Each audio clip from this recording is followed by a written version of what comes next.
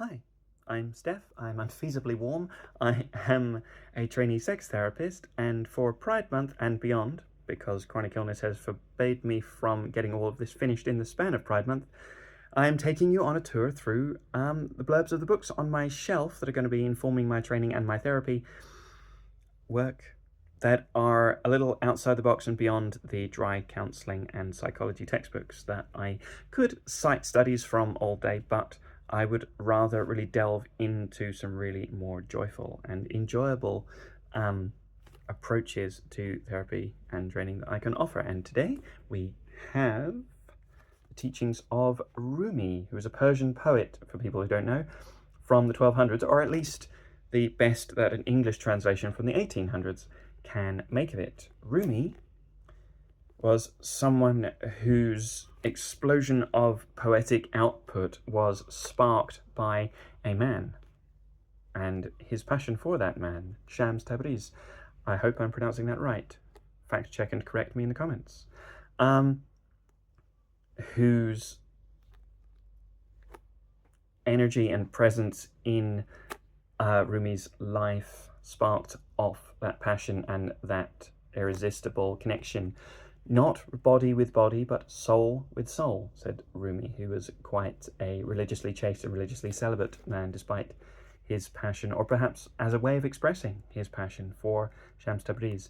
So I hesitate to confidently and comfortably put modern day labels of LGBTQI upon historical figures, but I find Rumi potentially incredibly relatable to both gay and asexual men, and men who are perhaps both gay and asexual.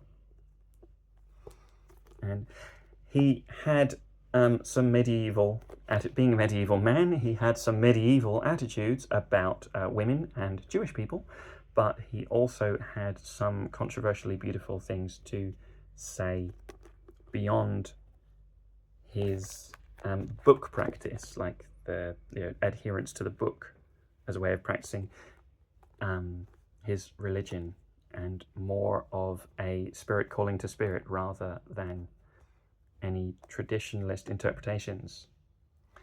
I especially love the relevance for today of one of my favourite stories of an enemy who wanted to destroy a Christian nation and simply did so by secretly telling each that they were the only true Christian and then sitting back and watching them all tear each other to bits.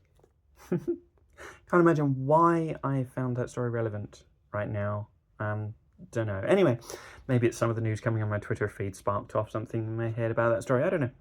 Anyway, yes, I highly recommend acknowledging his medieval attitudes, but looking past them to see his more progressive than his fellow medievalists expressions of passion. And I want to finish with an invitation, as I finish all my videos with an invitation, which is to anyone whose freedom of queer expression has been hampered, is being hampered, or they fear will be hampered. If you really fear it will be hampered by religious repression, if your closet was, is, or will be wedged shut by a Bible or any other religious text, I would love to speak with you for some one-to-one online meetup time, so that I can gain some practice experience for training in sex therapy, and so that I can offer you what support I can offer you, what support we find out that I can offer you after we talk for a bit. So if you found this video on social media, then reach out to me via message through whatever social media you found it on, and I would love to speak to you. And whether it's still officially Pride Month when this video comes out or not, happy Pride.